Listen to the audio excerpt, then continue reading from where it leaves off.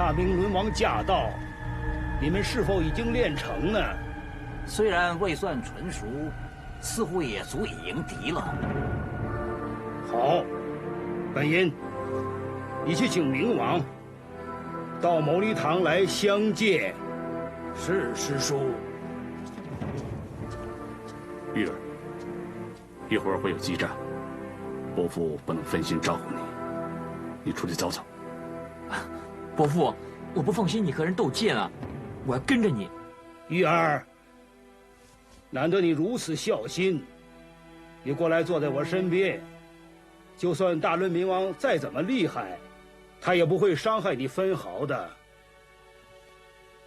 是。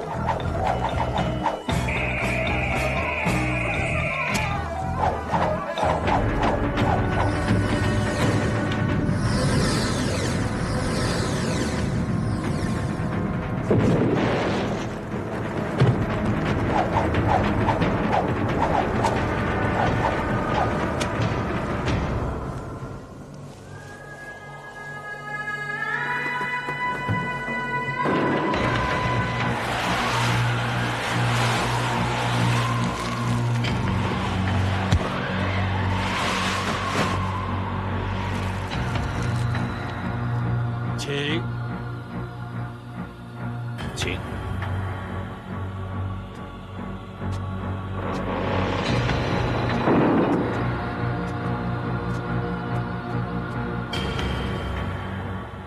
吐蕃国晚辈鸠摩嗣参见前辈大师。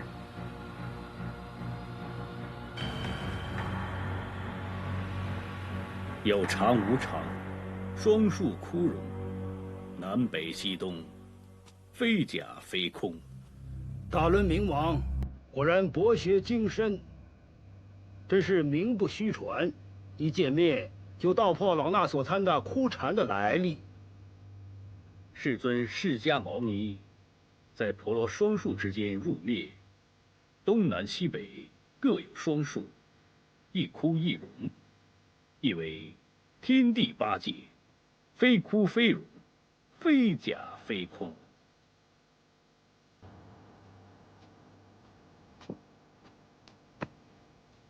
明王请坐。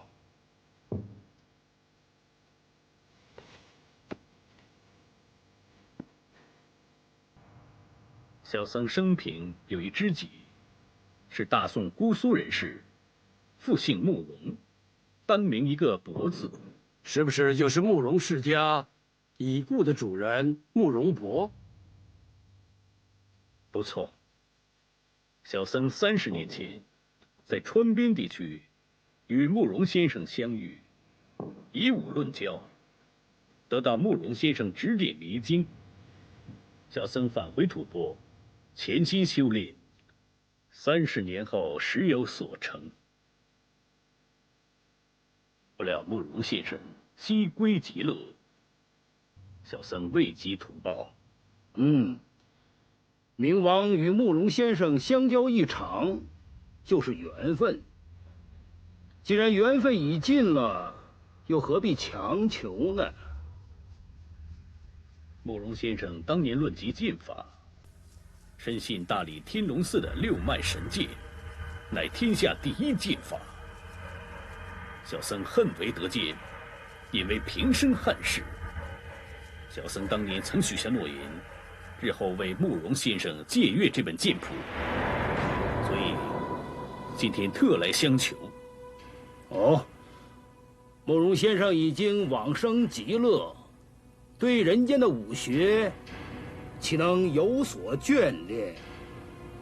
明王此行岂不是有画蛇添足之嫌？大丈夫言出承诺，生死无悔。虽然慕容先生已经身故，但是小僧也必须履行诺言，取得剑谱，化于慕容先生坟前。以为其在天之灵。六脉神剑乃是段氏天龙寺的武学秘典，岂能凭明王一句话就拱手相送呢？小僧深知，此乃贵寺镇刹之宝，不敢空手相借，所以准备3件宝物，来交换六脉神剑剑谱。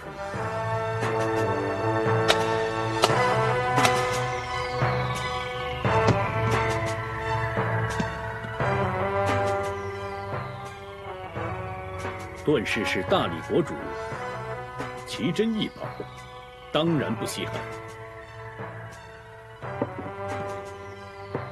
这3本武功要诀，小僧辗转寻得，里面详述少林派72门绝技要旨、练法以及破解之道。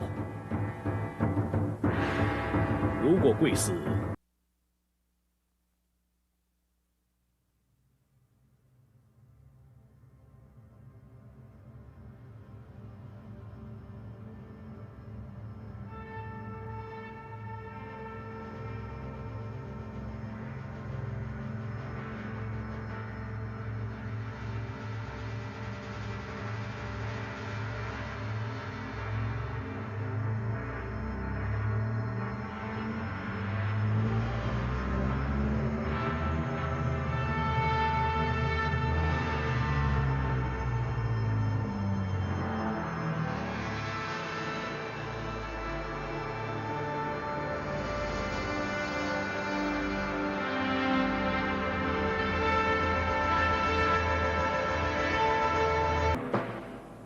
谢一献丑，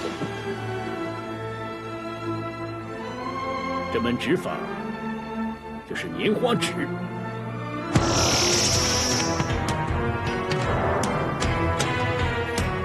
献丑了，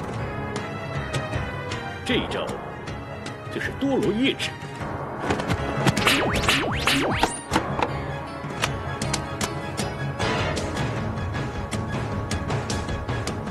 多罗叶指专横霸道，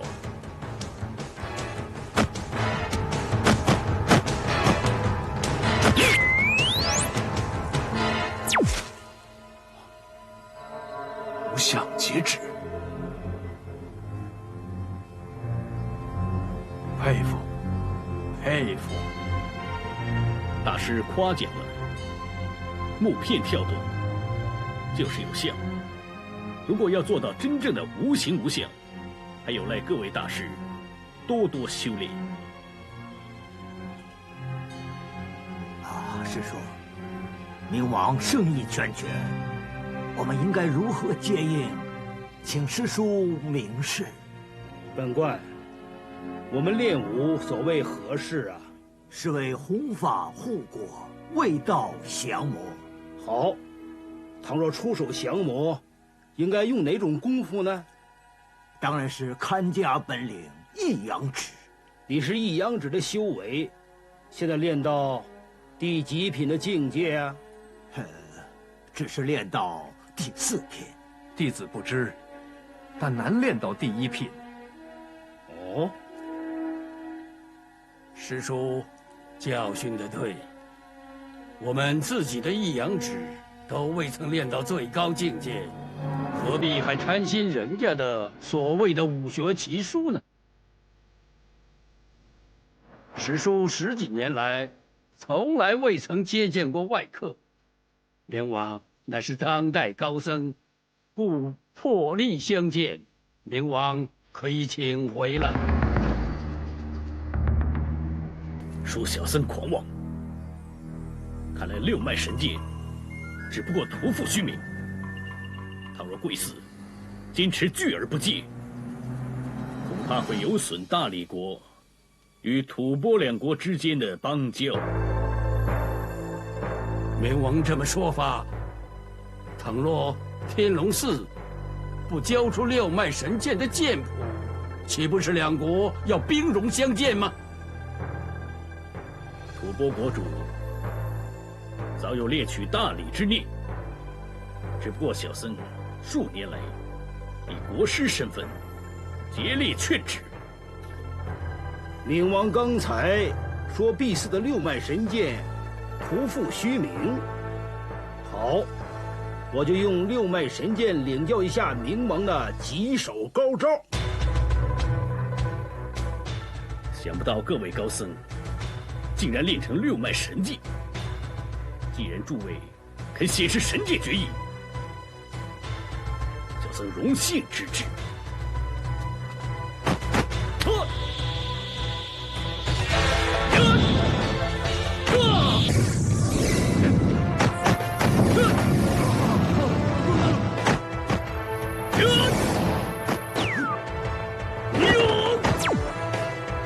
本相本臣出手。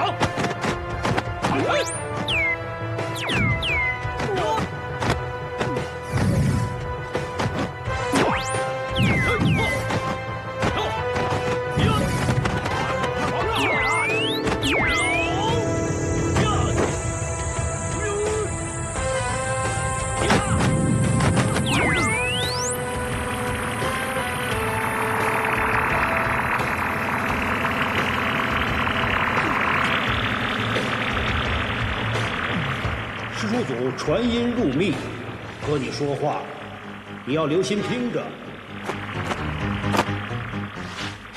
先学一图，学完再学另一幅。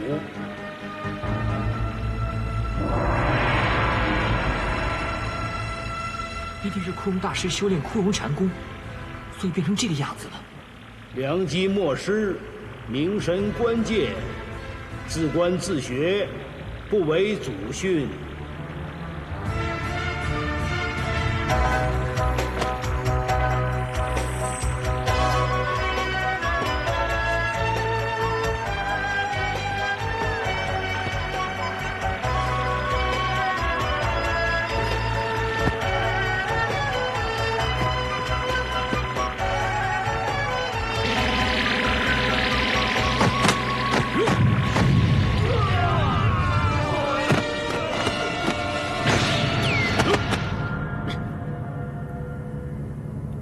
枯荣大师的禅功的确非同小可，但是慕容先生当年所仰慕的是六脉神剑的剑法，并非六人各使一剑的剑阵。哼，看来六脉神剑已经到了无用武之地了。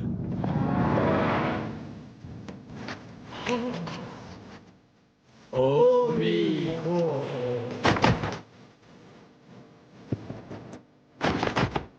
枯荣大师，你用一阳指烧毁六脉神剑剑谱，竟然剑谱一毁，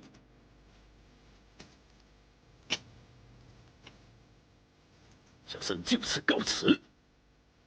伯父，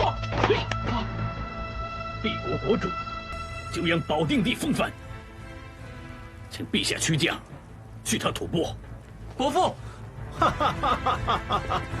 他以前是保定帝，如今避位为僧，法号本臣。本臣，吐蕃国主要见你，你去一趟也好。是师父，我不管保定帝是不是真的出了家，也要请他到吐蕃去见敝国国君。且慢，如果各位再相逼的话，就休怪小僧无礼。喂，你快放了我伯父！尊家是哪一位？你管我是谁呀？总之你先放了伯父再说。鱼儿，不要管我，你马上回去，请你爹登基继位。我是闲云野鹤老和尚一个，生死又何足道哉？不行啊，伯父，你快跟我走啊！化功大法！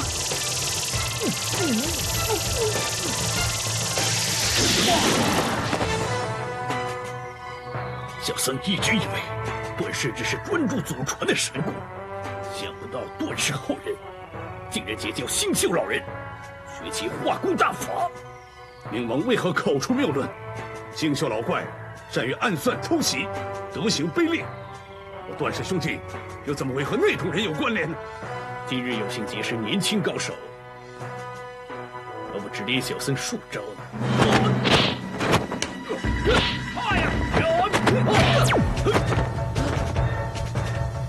你是蛮不讲理的波僧。我这招少商剑还未算厉害，我的中冲剑法更厉害。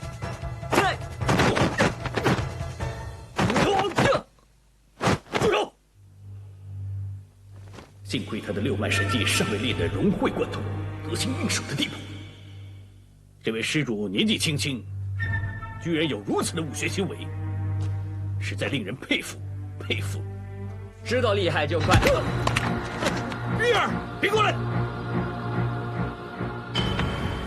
既然这位小施主通晓六脉神技剑法，而原来的剑谱要被枯荣大师所毁，这位小施主就等于一本活剑谱。小僧就带这个活剑谱到慕容先生坟前火化。啊！烧死我！灵王，身为出家人，岂能滥杀无辜？马上放了我侄儿！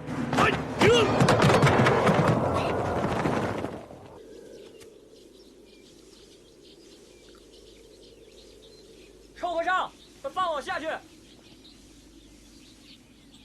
你这是臭和尚，你好狡猾！我伯父他一定会追来的。自作聪明！我们已经出了大理国，你的皇帝伯父奈何不了我。吃馒头吧！我全身不能动，怎么吃啊？我。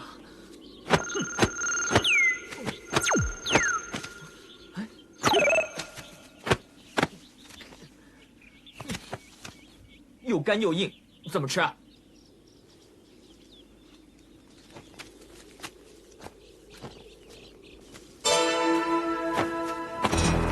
哎呀！你身上的大穴还没解开，勉强用力，只会自讨苦吃。哼！你好卑鄙呀！段公子，小僧要委屈你大驾北上了，真是多多得罪，过意不去。哼，办不到。什么办不到？你垂涎我段家的六脉神剑，想让我给你写出来吗？这件事万万办不到。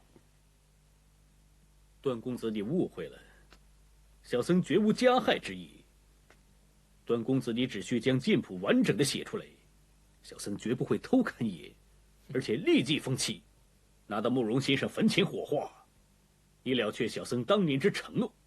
哎，大师，你说你曾经对慕容先生许下了承诺，你说的，又没人知道。你会不会在慕容先生坟前火化剑谱，那更是天不知，地不知。就算你真的会火化了，哼，以大师的才智，背默一遍又有何难啊？哼，你我都是信佛之人，岂可口出妄言？小僧迫不得已，唯有稍作相逼，请勿见怪。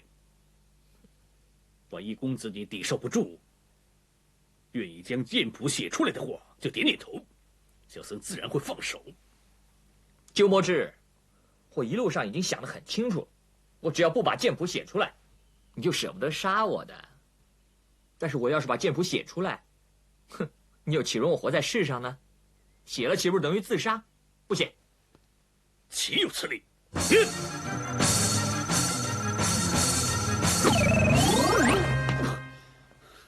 你的画功大法，到底是什么人教的？画功大法？唉，暴殄天物，有曰弃千金而不知自用，旁门左道，可笑，可笑啊！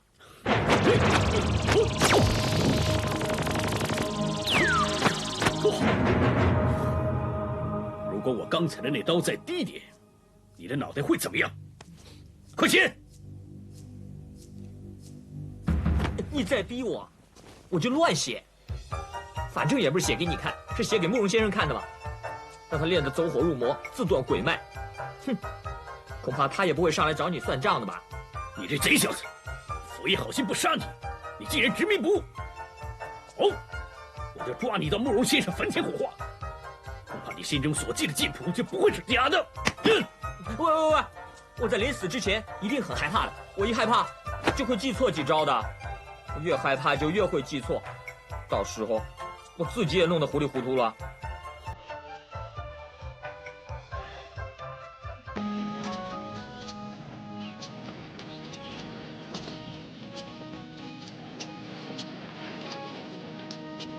郭淼淼，611，孤村芳草远，斜日杏花飞。